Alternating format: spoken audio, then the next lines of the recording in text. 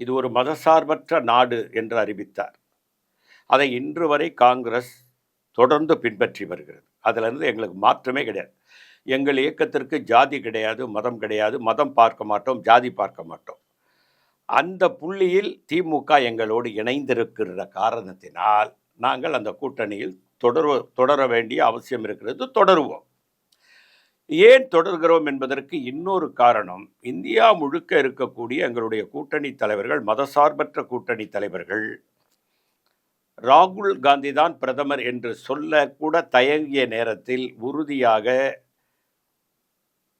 ஆணித்தரமாக ராகுல் காந்தி தான் இந்திய நாட்டினுடைய பிரதமராக வர வேண்டும் என்று சொன்னவர் தமிழகத்தினுடைய முதல்வர் திரு மு.க. ஸ்டாலின். அதையும் நாங்கள் பார்க்கிறோம். ஏனென்றால் காங்கிரஸ் ஆட்சிக்கு வர வேண்டும் என்று நினைக்கக்கூடிய இயக்கம் திராவிட முன்னேற்றக் கழகம். அதனால் எங்களுடைய கூட்டணியில் மாற்றம் இருப்பதற்குண்டான வாய்ப்புகள் இல்லை.